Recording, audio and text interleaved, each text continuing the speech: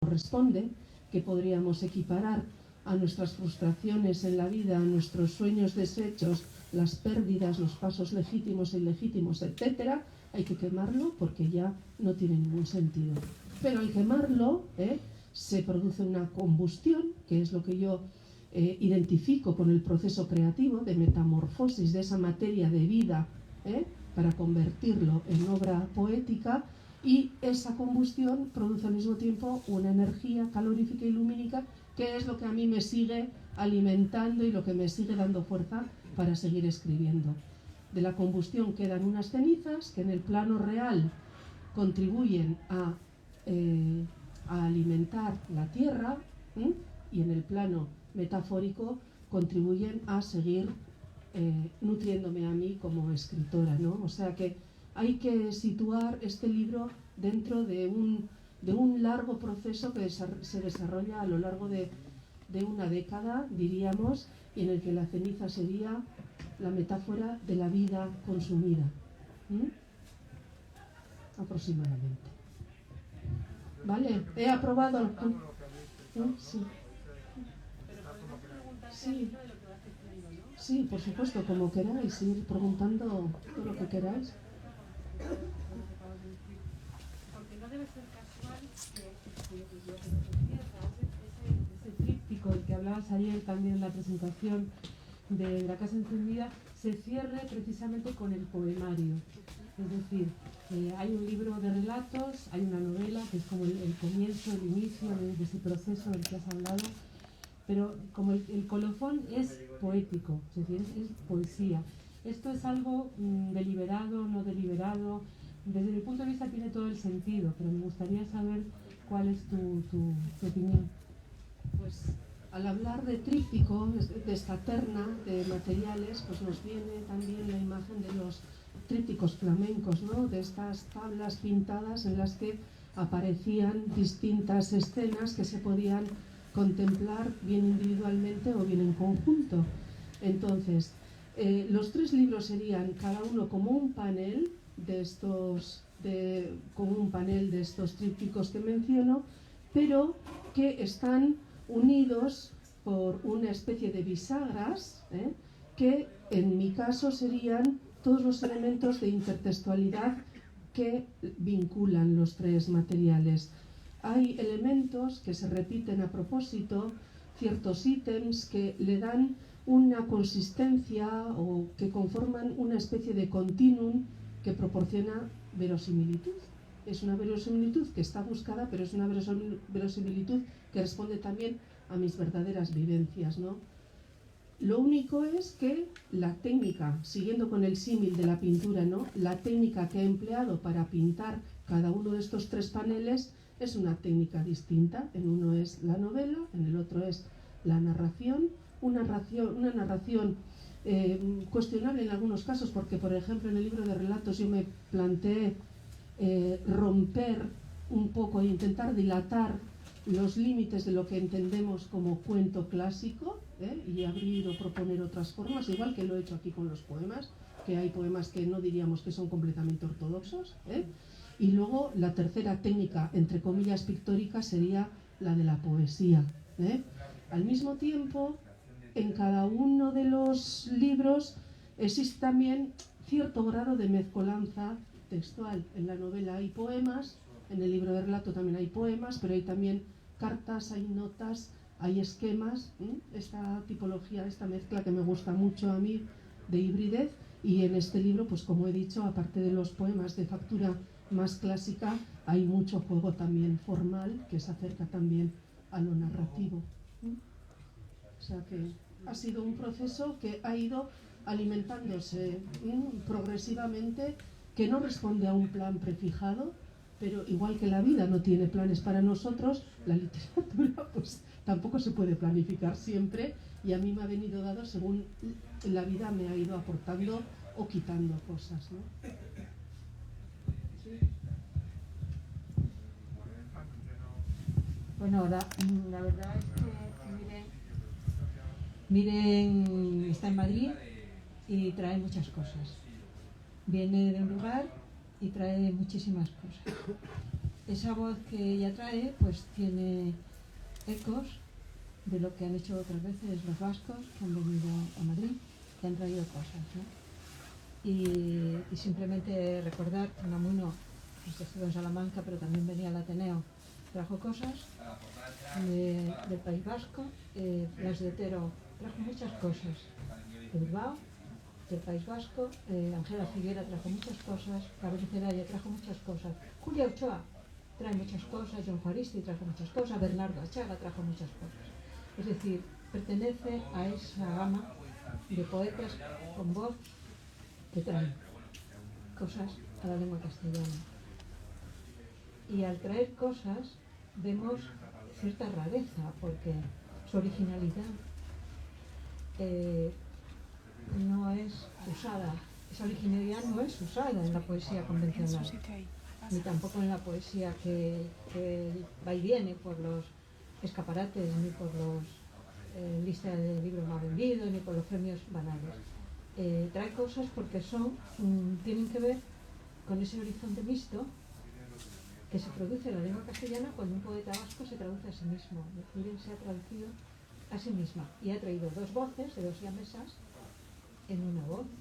Y así vemos el Nola, Gorde, Erautza, Corcoan, que me recuerda mucho Zura Tristura, Navaridu, que lo hemos cantado hoy, que yo particular Guisam de Xavier Lete y cantada por Imanol, Dintasuneak, Nola Nai, Zenike y Sam. Entonces, cuando se traduce a sí mismo el cantante, o se traduce a sí mismo el poeta, se traduce a sí mismo Miguel, se producen dos voces en una. Y lo primero que leemos cuando leemos sus poemas son dos voces, que son dos voces que se amplían a los tiempos, se amplían a los horizontes, se amplían a la pulsión de vida. Vemos animales, vemos como hemos visto tantos gatos o pájaros o estorninos o tigres, y estamos viendo la vida, la pulsión de vida, que también son más cosas dentro de esas voces, ¿no? Por tanto son voces mixtas que no son voces muy usadas en nuestras lecturas más o menos actuales. Tiene también, miren, un premio nacional de poesía. No es la primera vez que un poeta en euskera se le da un premio nacional de poesía, ya era hora. Y bueno, pero lo importante no son los premios, porque los premios, tanta gente buena se queda fuera de todos los premios y de todas las cosas y de todas las antologías, pero miren, está dando la cara, justamente por ese premio. Y al dar la cara, y al dar las dos voces, está produciendo un fenómeno de verdadera atracción entre nosotros, ¿no? Entre los lectores, entre los de radio, entre la UNED, Rosa García Rallego, que está con estaciones en la radio, ¿no? Las poetas en la radio, y es la UNED. Y entonces está también la editorial Barleby, que quiero rendir un homenaje a vuestra editorial, porque a veces apuesta por poetas que no son poetas del montón, en el sentido más promocionado, o del aplauso, no son poetas del aplauso, y quiero rendiros homenaje porque realmente el haber publicado Pablo del Águila, el haber publicado Javier Egea, el haber publicado, Rosana, gente joven, gente que va, que es importante, y creo que miren, está ahí justamente representando a toda una corriente de una editorial que no está empujada por grandes capitales y que no está empujada por grandes movimientos mediáticos. Sabemos que todo está formado ahora por el canon de los medios, y por suerte la poesía se está escapando de ese canon mediático, por suerte, pero podemos llegar otra vez a vivir el canon mediático, con lo cual nos volveremos a hundir hasta que venga un poeta que queme, una poeta que queme, que se inmole en las palabras, nazca esa ceniza que guardaron en el pecho, y de pronto, como todos sabemos, de la ceniza nacen grandes rocas. Hay una piedra de Caoz que es la más fuerte del planeta, que sale de las cenizas, como bien saben, miren. Por tanto, creo que hay que dar la bienvenida y seguir con ella un rato y seguir hablando. Pero yo quería, de entre esos dos vuelos, de entre esas dos voces, de entre esas alas, de entre esos objetos que van que van circulando como un rodaje cinematográfico, ¿no? Son objetos, son seres, son tiempos, el pasado y los elementos perdidos, las luces, los recuerdos, ¿no? La imaginación, el hecho de poseerse y de perderse, que es rozando una cierta mística, y el hecho de realizar esa proeza tiene que ver también con las vanguardias europeas, porque, miren, además de ser poeta y narradora, es profesora, es traductora, es investigadora, como debe ser, hombre, si hay un poeta puro, pues bienvenido sea, ¿no? Pero si estás mirando con muchos ojos a la vez, eso produce un esfuerzo mayor y tal vez no siempre un resultado mayor, pero en este caso sí, lo ha producido ese resultado mayor. Por tanto, en esta lengua no minoritaria, minorizada, no minoritaria, es minorizada, no es minoritaria, es una lengua excluida muchas veces de los ámbitos convencionales, pues una poeta de Lequeitio, donde están las grandes rocas, miren, pues ahí tenemos su poeta y su traductora juntas en estas dos hermanas siamesas. Bueno, para empezar, miren qué te parece esto de las hermanas siamesas. Me gusta mucho. Yo creo que alguna vez he utilizado también esa comparación. Es como si dos hermanas siamesas, que son los dos libros, uno en castellano y otro en euskera, hablaran cada una con su propia voz, ¿no? Luego ya lo de los siameses me pareció tal vez un poco exagerado y dije, bueno, voy a dejarlo en que es el mismo cuerpo vestido con distintos vestidos, con distintos ropajes, ¿no? Pero bueno, el símil iría por ahí. Y ya voy a aprovechar haciendo un paréntesis para decir que con esto de la roca, que estás diciendo que de las cenizas a la roca, me estás sugiriendo ya el título del próximo libro, porque yo cuando presenté en euskera el Nola Gorde Errautza Kolkoan y planteé este símil del tríptico, dije que bueno, yo por si acaso me guardaba una carta en la manga, que quería acabar un ciclo vital y literario y que seguramente a continuación escribiría novela erótica o novela amarilla o novela no sé qué, haciendo una broma, pero que, como igual que el Jardín de las Delicias, cuando se cierran los 3 paneles, nos ofrece una cuarta pintura, pues que igual yo por si acaso me iba a guardar esa carta en la manga. Así que igual el próximo libro será algo que tenga que ver con las rocas. Y en Lequeitio tenemos la isla de Garraitz, una pequeña isla cuyo nombre, etimológicamente,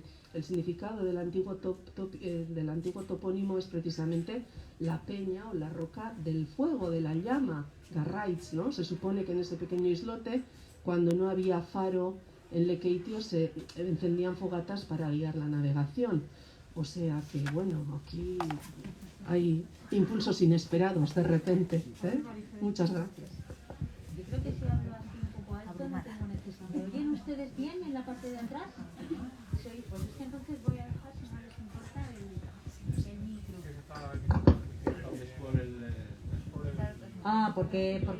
Porque tengo la impresión de que se me oye exactamente igual o más o menos igual con el micro que con un poquito más. Vale.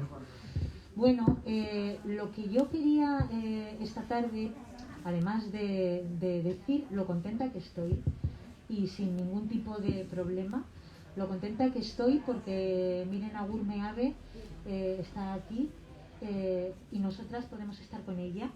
Lo contenta que estoy porque estamos en la librería Alberti después de tanto tiempo.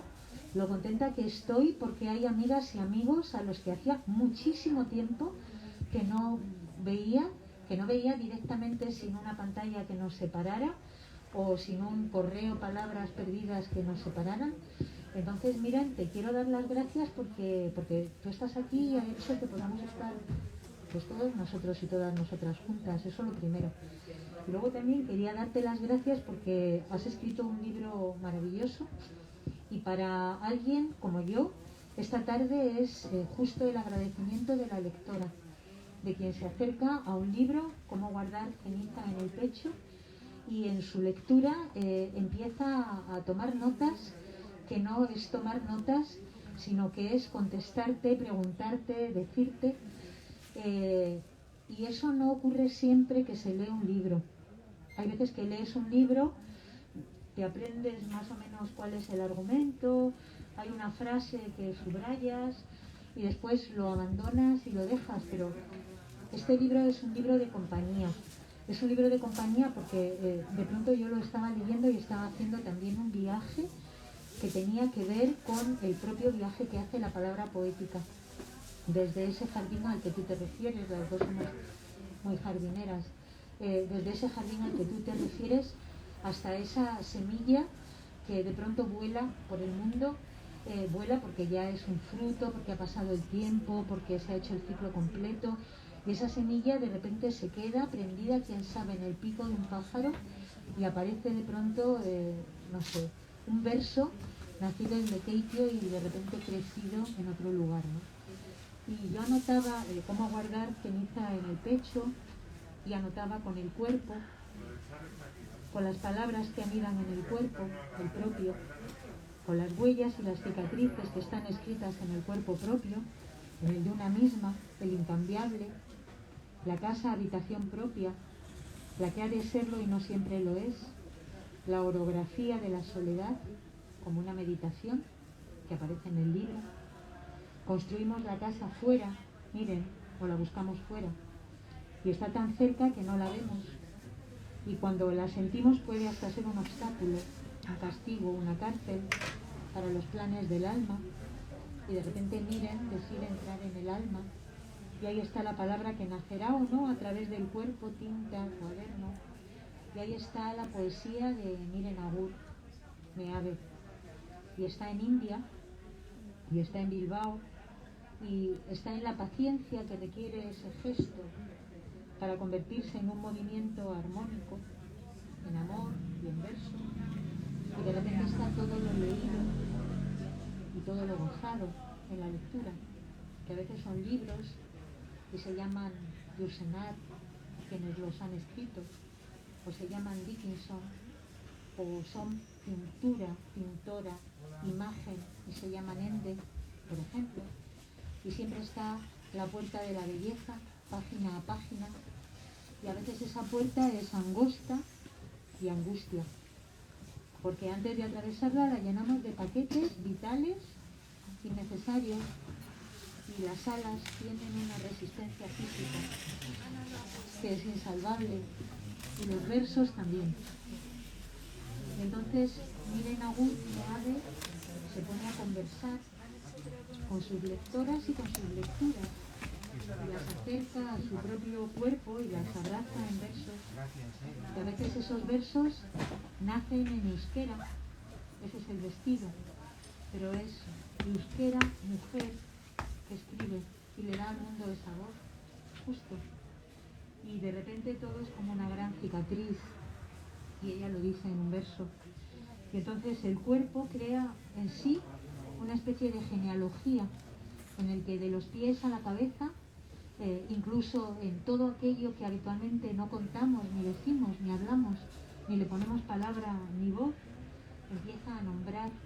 Y en ese nombrar, ese cuerpo de una mujer que escribe, empiezan a aparecer, y a mí esto me emociona, pero de una manera extraordinaria en su libro, toda la estirpe de las mujeres que han escrito y que escriben y que escribirán. Y de repente Miren Agur Meave es una trovairís, y de repente está al lado de María de Francia o de Vicenta Noguel, o, como no, toca un piano transparente como nuestra nunca suficientemente ponderada Mary Shelley, y de repente empieza a aparecer ella misma como una especie de oráculo, porque esa es la estirpe de las mujeres que escriben, y se llama Cassandra, y nos dice cosas que no queremos oír, y nos advierte de asuntos que no queremos atender, y de repente regreso al principio. ¿Cómo guardar ceniza en el pecho? Y mi pregunta, miren, es ¿qué ceniza guardar en el pecho? No cómo, porque el cómo, pues a lo mejor encontramos el lugar. De hecho, he aprendido una palabra que es alda, que no conocía. He aprendido palabras en este libro. La de alda me ha parecido especialmente maravillosa. Claro, porque es algo como regazo, extraño. En galego se dice colo y es una palabra que fue de las primeras que aprendí, me encanta. Pero alda con esa H de pronto me parece que me permite ir más allá y más alto, ¿no? Y mi pregunta entonces, Miren, es no cómo guardar ceniza en el pecho, que me lo puedo imaginar, porque este libro hace un círculo y de repente se lleva al pecho la ceniza de muchas cosas, sino ¿qué ceniza guardar en el pecho? Pues esta ceniza de la que he hablado antes, ¿no? Y que es la vida consumida. En un momento de la parte final del libro, que es la parte más metaliteraria, escenifico una conversación muy simpática con nuestra admirada Margaret Atwood, ¿no? Y esta poeta dudosa sobre la función de la poesía y sobre su orientación y sobre sobre sus temas escogidos, pues construye espontáneamente una especie de aforismo, ¿no? Que dice: el copo de nieve no sabe qué es agua. Pues ¿qué es la ceniza? Polvo que no sabe lo que fue un día, ¿no? O sea, aquí está latente todo el tiempo el binomio vida-muerte, ¿no? Los binomios plenitud y carencia, que ya vienen de atrás en mi literatura. Entonces la ceniza es todo lo que cada uno siente que es ceniza, pero que no podemos guardar y no podemos conservar sin quedarnos indemnes, ¿no? El primer poema que abre el libro, que se titula El método, irónicamente, porque no existe método para guardar ceniza, no existe método para gestionar las luces y sombras de la vida, sino es resistir, ¿eh? Pues ese método, que es un antimétodo, nos explica que o nos llorarán los ojos, o se nos tiznará la piel, o se nos encorvará la espalda, que en toda vida hay un hecho que nos la parte en dos mitades. Hay una quemadura que nos queda estarcida en la médula y que ya no permite que volvamos a ser quienes fuimos antes, ¿no? Hay un momento en la vida en que se pierde la inocencia para siempre. Alguien podría llamar a eso madurez, ¿no? Entonces, pues no sé si con esto te he respondido a lo que me preguntabas.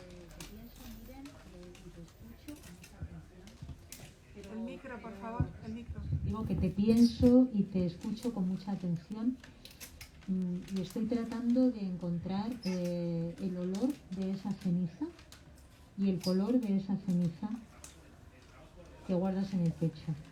Y has llamado madurez a esa palabra, o sea, a esa experiencia, perdón, y yo la voy a llamar, de momento, poesía. Esencialidad. Fanny Rubio ha mencionado a Valente, ya no recuerdo si a mediodía o ahora o a la entrada, pero esas cenizas de Serán cenizas, del primer poema de José Ángel Valente, y esas cenizas de Quevedo que tanto traen, que son cenizas y son polvo, más polvo enamorado, y que a lo mejor no te parten, sino que te cubren de una manera casi, me atrevería a decir, ritual, ¿sabes? Cenizas que limpian, no sé si os parece, cenizas que limpian, no que se quedan como una huella, sino cenizas que limpian, no sé si os parece a vosotras. La poesía ahí. Que limpian y, como he dicho antes, pues que alimentan, ¿no? Porque sobre esos residuos se va construyendo lo que viene después. Estas cenizas a veces, pues bueno, tienen también la apariencia que puede tener la plata, ¿no? Las cenizas pueden brillar bajo el sol, ¿eh? Y esa es parte de la magia que tienen. Yo recuerdo, y siempre tengo que sacar, con cualquier excusa saco a colación la anécdota de mi abuelo, que fue sacristán, ¿eh? Siempre lo digo. Y en ese sentido lo voy a decir no para justificar tanta salmodia, tanta endecha, tanta oración laica que a mí me viene de aquel contacto que tuve desde mi infancia con el oficio de mi abuelo y de estar pululando por la iglesia y escuchando todo el tiempo el lenguaje litúrgico, sino que también me viene, también me ha dejado eso, los ritos que tienen que ver con la ceniza del denominado miércoles de ceniza, la desilusión que me llevé yo cuando me enteré de que esta ceniza aplicaban en forma de cruz en la frente, la fabricaba mi abuelo, quemando, quemando ramas de laurel.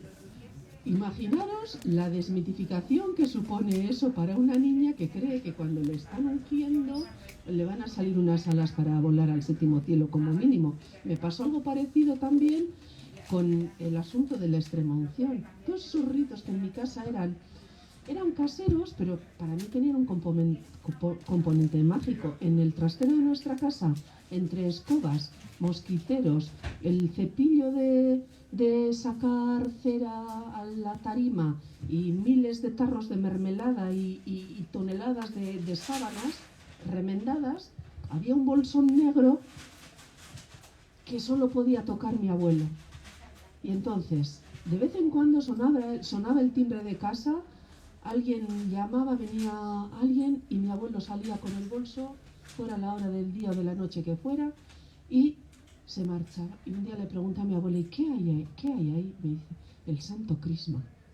Pues qué desilusión me llevé de pensar que estaba en el trasteo de nuestra casa aquello que servía para confortar a las personas en el último viaje, ¿no? El viático. Quiero decir que todos estos asuntos de ceniza y demás, a mí me vienen como de una infancia que estaba un poco fascinada con esos rituales que tienen que ver con la espiritualidad, ¿no? Entonces está el plano, digamos, más prosaico, pero siempre imbuido de esa belleza mágica, de esa otra dimensión más inabarcable, ¿no? Que es necesaria, porque la fantasía, desde luego, es algo inherente a la mente infantil, igual a inocente, quiero decir. ¿Qué os parece si le vamos pidiendo a Miren de vez en cuando que lea algún poema? Porque ayer nos quedamos con las ganas en la casa encendida, hablamos largo y tendido, hablaron largo y tendido sobre el libro, y a mí me gustaría que al hilo de esto que estás contando de tu abuelo, yo te voy a hacer una petición, y es que leas Manantial. Claro. Porque, claro. Ya sé por qué me lo pides. Claro, Manantial, ¿por qué? Bueno, pues porque son unas contrabienaventuranzas, ¿no? Son las malaventuranzas. ¿Me permitís el libro? Esto viene a ejemplificar un poco lo que he comentado de este contacto que tuve yo con el lenguaje eclesiástico, vamos a decir. Y entonces el poema este se inicia con un verso de un cantante nórdico, Arto Meleri, que dice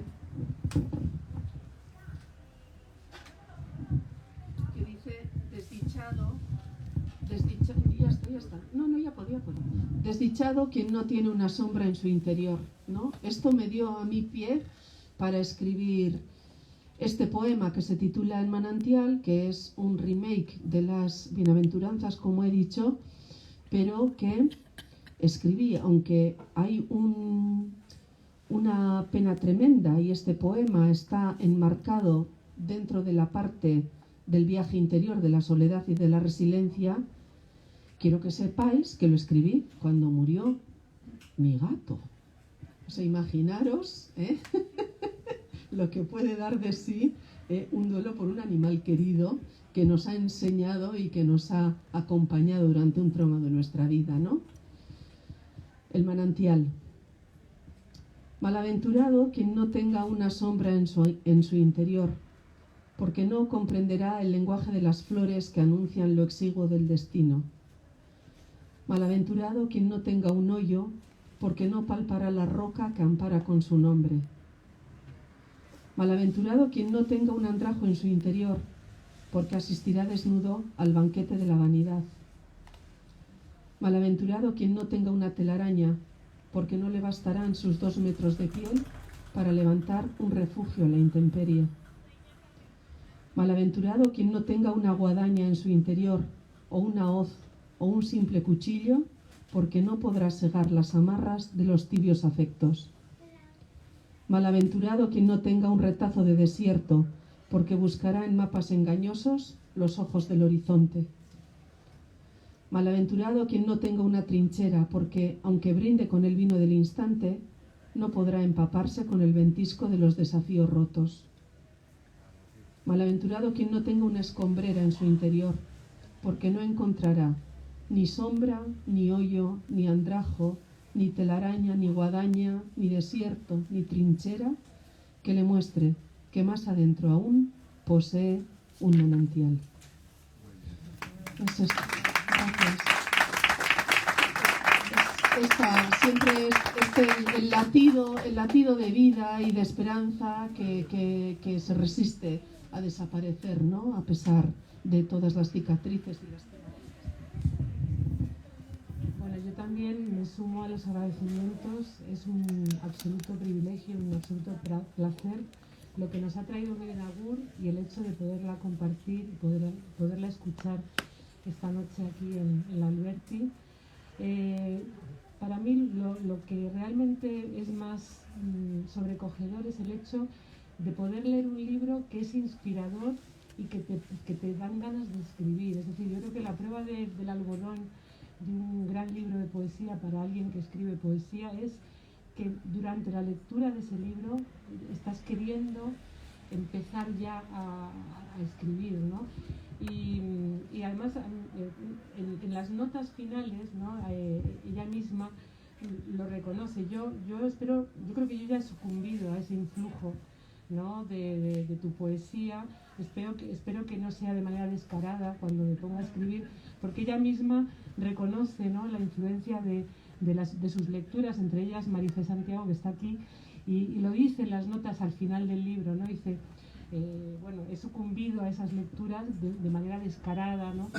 Entonces me parece que ya el hecho de reconocerlo y de reconocer esa deuda de lo que uno va leyendo y le inspira, ya es realmente bueno, todo una manera de ser y de estar como poeta y como persona, ¿no? Entonces, para mí, la primera gran diferencia es eso, que sea inspirador, que sea un libro que no queremos soltar, que no se agota ni mucho menos en una lectura, sino que quieres volverlo a tener en la boca, saborearlo, volverlo a leer, ¿no? Es un libro y son muchos libros en uno, por otro lado, porque ayer decía Eduardo Moga que era una poesía total, y es verdad que lo es, ¿no? Es una poesía de una hondura donde lo anecdótico, lo aparentemente fragmentario de la memoria se convierte en un mapa que va además cambiando, ¿no? A medida que uno va avanzando en la lectura. Es de una riqueza increíble, ¿no? Y luego el estar instalada tanto en el lenguaje, que te importe tanto el trabajo con el lenguaje. Hay tantos registros en el libro diferentes, tú has hablado de ellos, ¿no? Y además sin sentimentalismos vanos o retoricistas, ¿no?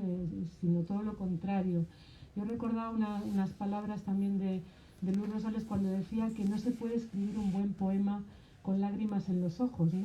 Y este libro tú ayer reconocías que tiene mucho de, bueno, pues casi de limpieza profunda, de dolor, pero a la vez también hablabas de que tiene mucha alegría. Es un libro, por otro lado, muy irónico, tiene momentos de una gran ironía, ¿no?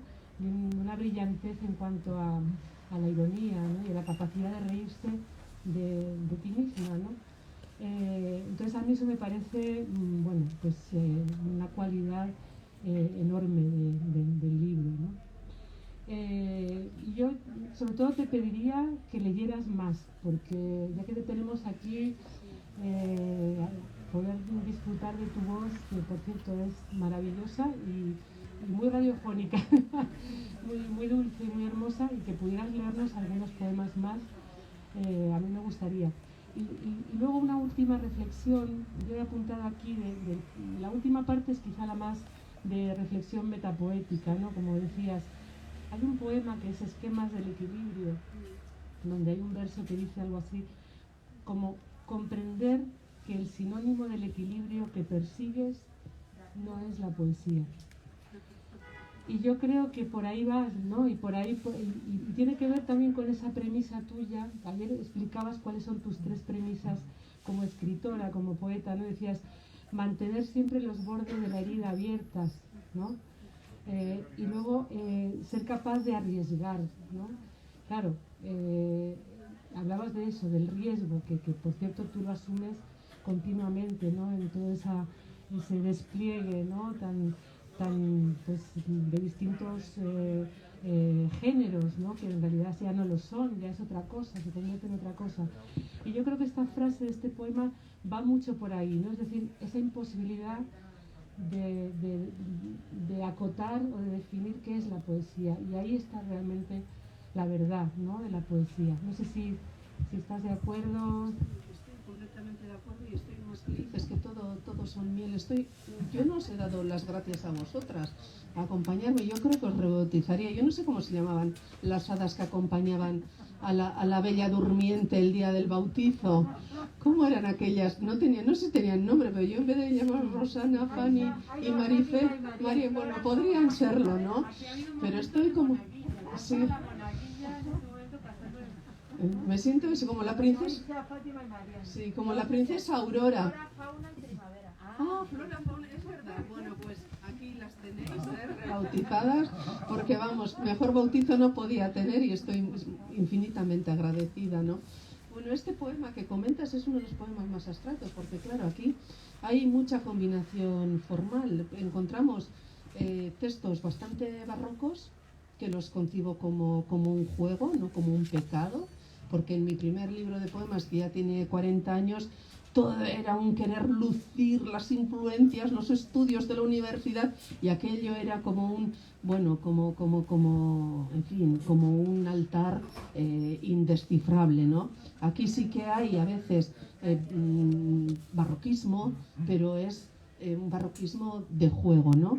Porque junto a él conviven también una parte de abstracción que has apuntado tú con lo de los textos estos de orografía de la soledad, por ejemplo, y hay también mucha estilización, por ejemplo, en uno de los poemas. O sea, yo creo que tienen peso las tres dimensiones, ¿no? Hay un poema que se titula Perspectiva naif, que es un poema muy naif, en parrafitos muy breves, donde yo cuento cuando era niña y perdí el ojo, ¿no? Como perdí el ojo de una manera, bueno, pues de lo más naif posible, y eso al mismo tiempo es un rasgo de intertextualidad con todos estos libros que he mencionado antes y que componen esta terna.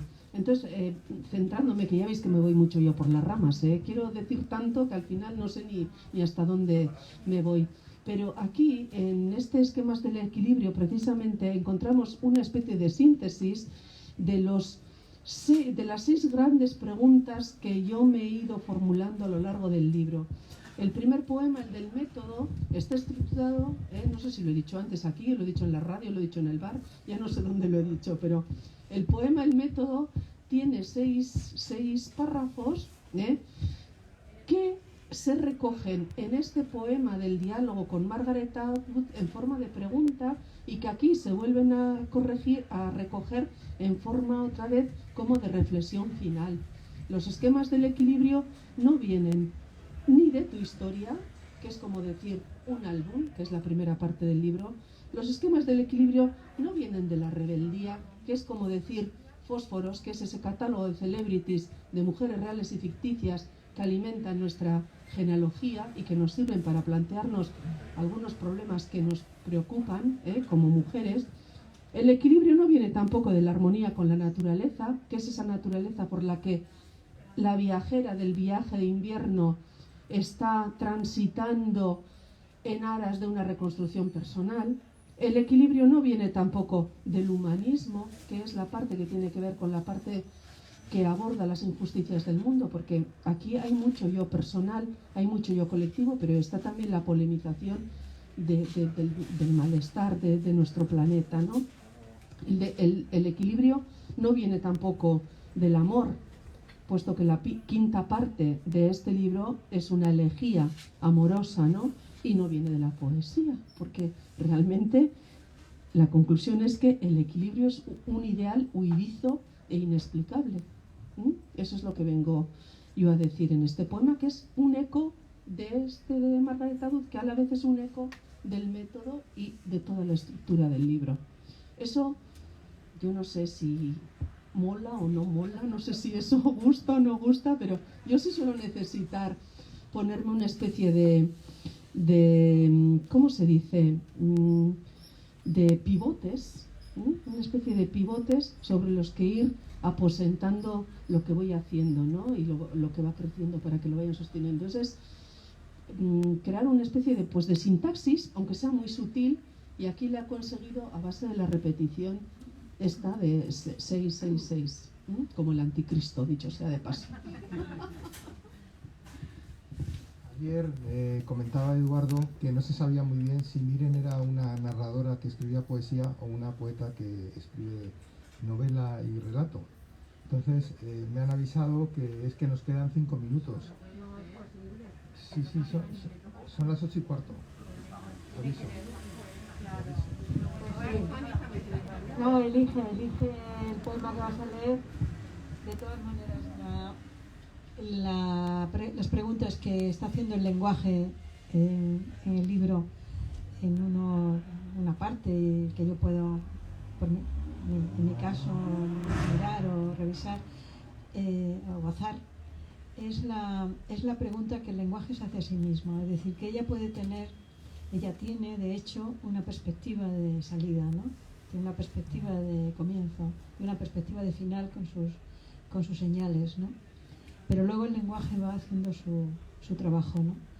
Y se está viendo que el lenguaje hace su trabajo dentro de la estructura que tan cuidadamente la prepara Miren Agur, ¿no? En esas preguntas hay un momento de ironía, como bien ha señalado Rosana, ¿no? Me he proclamado cerilla, ¿no? En el método. Pues soy una entre muchas, ¿no? Es decir, recuerda, pues no sé, Millennium, la novela Millennium, con la cerilla y los bidones de gasolina de Larson, ¿no? Pero sí que en esa pregunta que el lenguaje se hace a sí mismo, hay un momento es un momento de sinceridad, es decir, no es solo pura explicación metapoética, sino de sinceridad. ¿Cuántas veces hay que volver a nacer, ¿no? Cuando dicen el patio de Forus, ¿no? Y también hay un momento de solidaridad y de fraternidad y de ilustración y de hermandad y de sororidad, ¿no? Tomemos oxígeno y respiremos, ¿no? Es el plural tan adecuado en ese momento del poema, es decir, que es el lenguaje el que lo está pidiendo, independientemente de la intención que pueda tener nuestra incendiaria poeta. En ese sentido, que sí que es verdad que la ceniza, pero es que la ceniza también se puede convertir en sal, que también está utilizado mucho en el ritual eclesiástico para levantar muertos, ¿no? Entonces, la verdad es que el lenguaje está diciendo cosas referidas al lenguaje materno. Recoge tu alma de la tierra profunda, levántate y anda, ¿no? Está en Cernuda, ¿no? En el poema Lázaro, está Lázaro también sobreviviendo ahí, ¿no? Ahí aparecen letanías, pero letanías laicas, tremendamente increíbles, ¿no? Cuando la cuerda, tantas veces la cuerda, ¿no? O en esa óptica Cassandra, ¿no? Cassandra, que es quien predijo ataques y sequías y hambrunas y tal, y de pronto, independientemente de Apolo y de lo que dieran o no le dieran crédito a sus profecías, ¿no? O que predijo, ¿no?, la caída de Troya, pero ahí está Cassandra interviniendo con una voz por delante de todo, ¿no? Y de todos, ¿no? En ese sentido yo creo que hay también una decisión moral de la poeta para decir que voy a escarbar en la pulpa sin perderme dentro, ¿no? O sin perderse dentro. Es decir, hay como una impronta, ¿no? Como una impronta. Entonces, alguno de estos poemas me gustaría que lo pudieras leer. Miren. Pues voy a leer un poquito de ese apartado de fósforos. Son un poquito largos. Estos precisamente son en los que he tendido más al formato más prosístico, ¿no? Porque, como sabemos, pues los poemas en prosa nos despiertan otras rutinas visuales, ¿no? No es como ir al texto, al formato que ya esperas. Entonces, bueno, pues me apetecía experimentar eso. Y bueno, antes hemos hablado del humor y no hemos leído, ¿no? Si nos da tiempo, luego vamos a leer uno de mis poemas favoritos porque tiene mucho humor, este humor que nos sirve para salvarnos y para no anegar a los lectores y a las lectoras pues con nuestra pena, ¿no? Que al final nos desbordamos y les embadurnamos con Bueno, pues yo leería, por ejemplo, el de Mary Shelley, ¿eh? ¿Os parece? Mary Shelley y su piano transparente. Y os pongo un poco en el contexto. Cuando cumplimos 55 años, hace 5 años, fui con 3 amigas de la infancia, dijimos, vamos a vivir una semana en una película. Y nos fuimos a hacer un crucero, de estos cruceros completamente antiecológicos, que ahora que sé lo que es, no sé si volvería a hacerlo, pero la cuestión es que nos dimos ese autorregalo. Y entre uno de los lugares que visitamos estaba Cinque Terre, ¿eh? Y entonces el guía nos dice un momento, Grota Lord Byron. Bueno, a mí me dio una vuelta a la cabeza, porque claro, a veces no relacionas el lugar en el que estás con las posibilidades de narratividad que esto te puede sugerir en ese momento. Entonces cuando volvimos, después de pasar el día, mis amigas se fueron a la piscina, yo me quedé en el camarote y me salió esto. Me salió en euskera, evidentemente, pero como un borbotón. Es de las pocas veces que me sale un poema que luego apenas he vuelto a cambiar. ¿Eh? Eso es lo que tiene cumplir 55 años y irte con tus mejores amigas por ahí. ¿Eh? Bueno, Mary Shelley y su piano transparente. El piano era transparente, el armazón, la tapa, las cuerdas blancas. Mary Shelley estaba sentada en la banqueta ante una palmera enana, la palmera bajo una cristalera, la cristalera repujada con escamas de alabastro. Aquellas láminas podían ser sus senos aplastados, porciones de su lengua cortada, el esquema de sus lóbulos cerebrales, la pista circense de sus ojeras. En el vestíbulo del buque, Mary la pálida tocaba por su madre muerta, por sus hijos muertos, por su hermanastra F, muerta de frío, por las líneas no nacidas. 2 hombres pasaron junto a ella con chalecos salvavidas, pero no la vieron, y ella aporreaba las teclas como si sus manos fueran las mazas de un galeón luchando en la galerna. A merced del temporal estaba su amado, en trance de muerte, a punto de morir para dejarla sola una vez más, como toda su vida, una vez más y siempre. Tú, secretaria mía, ordena mis papeles y los tuyos. Ámame. Y de las teclas alzaban jirones de vapor y cada uno era un fantasma. La madre no madre, los hijos que se tragó la noche, la hermana aniquilada por la distancia, los textos abortados. En sus alveolos pulmonares, en los secos estrógenos de sus 50 y tantos años, en sus castillos celulares, en su alma huérfana, palpitan un rumor de electricidad, una gárgola de carne, una semilla repetitiva, un hilván que se le posa en las sienes cada vez que la aguja corta del reloj le apunta al corazón. Mary Godwin, luego Shelley, no muy lejos de aquí se ahoga tu amado, y Byron, de pie ante una gruta marina, aúlla tonterías tales como que el amor es parte de la vida para un hombre, pero para una mujer es toda su existencia. Y ahora, en Porto-Venere, los ambientadores para hogar llevan su apellido y se venden en pomitos que imitan perfumes de Chanel. En el espigón dejan sus grafitis George Sand, Montesquieu, Pasolini, Dante. Unas pocas palabras bastan para que la historia se convierta en corteza de sal en la bóveda de San Pietro o en las bodegas de los pescadores de Liguria. Mary no espera aplausos.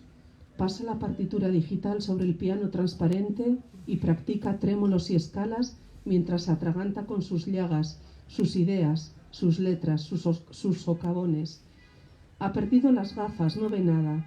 Los altavoces políglotas anuncian la hora de la cena. Las gaviotas vomitan nanas. Los científicos teorizan sobre el poder de la poesía para restituir la vida a la materia inerte. Y los nuevos Prometeos reniegan de su destino. Todo es una gran cicatriz. Bueno, yo quisiera decir, gracias. Yo quisiera decir que tengo el honor de que este poema esté traducido al árabe por mi buen amigo Abdul Hadi Asadun, aquí presente en un taller internacional de traducción poética. Qué orgullo el mío, de verdad. Nos queda poco tiempo, yo voy a intervenir en mi última intervención y la paso a Marifé y después les otro poema, que hay un momento que cuando estás leyendo tu libro hablas de las mariposas, del rugido de las mariposas sin dientes a los tifones, hablas de la lengua en las campanas clavada en lo alto, mirando a todos lados. En Pandora tiene la culpa, hablas de que fue ella la que inició la cuenta y a ella le debemos la moraleja y el aprendizaje de vivir con los males, ¿no? Hay momentos en el loco, cuando hablas del loco del tarot, ¿no? Caminé como el loco del tarot, pisando la tierra con furia para que el mundo girara en cada de los tobillos, ¿no? En los tobillos los dientes de una limaña. Es decir, hay un elemento ahí de furia, pero de furia doblegada por luego el juego de las palabras, la tradición, el lenguaje oral de la poesía popular vasca, las lecturas de los surrealistas, de Margaret Atwood, de los poetas modernos europeos y americanos. Entonces, pero ahí está, ¿no? Celebrando congresos con ella misma, con la voz misma, con esas mariposas de rugidos, con esa lengua clavada en lo alto, con esas inscripciones ocultas bajo la caja de Pandora, que no es una caja, que es una jarra, y de esas mañanas del loco, esa furia, hermosa furia que hay en el libro. Háblanos de esa furia y léenos un poema. Es que hay mucha furia en este libro, hay mucha furia contra una situación personal de frustración que no podía gestionar mejor y que no hubiera podido gestionar si no hubiera sido a través de la poesía, a través de la escritura, ¿no? Entonces, bueno, si algo me ha servido, como todos los escritores dicen, ¿no?, que nunca escribimos para enseñar nada a nadie, sino que escribimos para aprender nosotros mismos, ¿no? Y a mí la escritura de este libro me ha ayudado, entre otras cosas, a concluir que cuanto antes se aprenda a poner las bases de la aceptación ante las desilusiones en la propia vida, menos úlceras tendremos. Ahí está la parte humorística que siempre me sale para no ponerme solemne, porque es que es lo de siempre. Entre lo sublime y lo ridículo no hay más que un paso y te puedes pegar el trastazo, ¿no? Pues eso.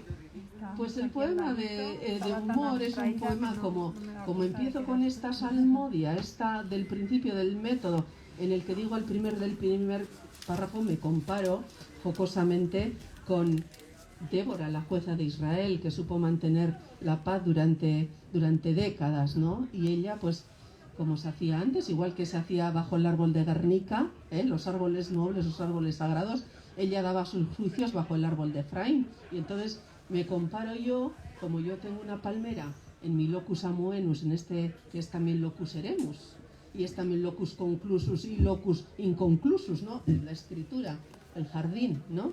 Entonces, bueno, pues yo me comparo con ella debajo de esta palmera que me da tantos dolores de cabeza, y al final de este primer párrafo digo, he pensado mi epitafio, y esto suena tremendo, porque es como ya estar inscrita en Seguros Aurora o en Seguros Santa Lucía, y ya pensando, a ver, ¿no?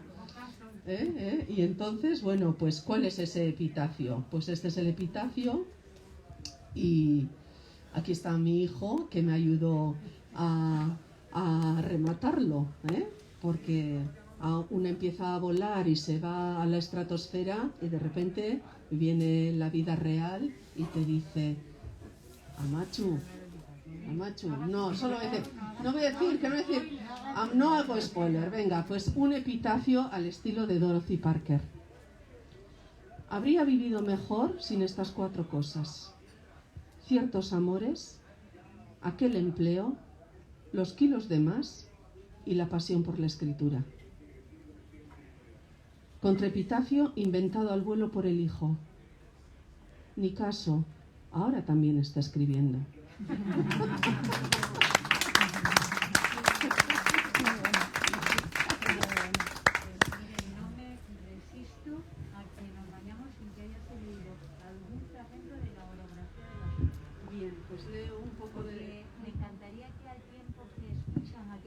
Me encantaría que al tiempo que escuchan los fragmentos que ella elija, vayan imaginando también el paso del tiempo, el paso de las estaciones, el paso de la vida, el propio cuerpo en su propio cambio, lo que eso significa, escribir así, elige tú.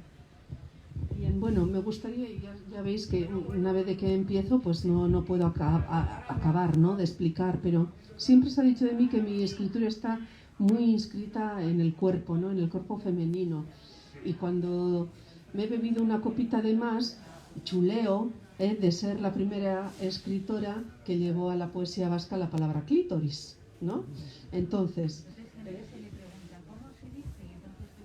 clítori, sin S, porque las palabras que vienen del latín acabadas en S, en euskera pierden la S directamente. Tesis sería tesi, síntesis sería síntesis. Bueno, pues lo mismo. Entonces, siempre identificamos cuerpo con erotismo, ¿no? Pero, claro, hemos dicho que la mujer que era de cristal a los 20 años y que luego era la mujer del sombrero a los 30, pues allá a los 60 es casi la mujer de los gatos. Soy yo. Entonces, el cuerpo va dejando de tener esa presencia que explicita el deseo para convertirse en un cuerpo más contemplativo que se ve reflejado en ciertos elementos de la naturaleza a los que su subjetividad les dota de un significado.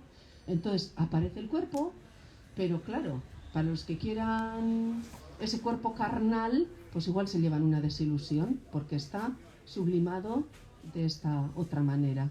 Leo, es el viaje interior que empieza en la urbe, palpando la cuerda, y termina en los paisajes naturales. Orografía de la soledad. Regatos. Letargo de la arena. La espalda responde a las uñas. Preguntamos al agua y esperamos hasta que un barco de papeles nos rescata. Foces. Estos arañazos hablan de tu naturaleza. Desciframos el mensaje de los tejidos oxidados. Se reconoce la relación que une esos ríos minerales. Nuestro plasma agrisado. Costa. Si el mar inspira, si el día un realce del ojo, si la noche un acento del labio, si el mar rige nuestra obra. Vienen las olas, los pueblos, las campanas, los bodegones, bosques en otoño, por ejemplo. Las ramas beben niebla, la baba del sol nos lleva afuera. El paisaje despierta, se ensancha, nidos naciendo en los bostezos. Y hemos empezado a la orilla del mar con los regatos y acabamos en los cielos, pasando por los cerros, las cumbres. Hay una progresión desde lo más terrestre a lo más elevado, así que acabo en horizontes. Entrar con el temblor del pulmón, respirar el germen de los días, escrutar las arrugas. Lo lejano contiene los lugares amados. ¿Qué es?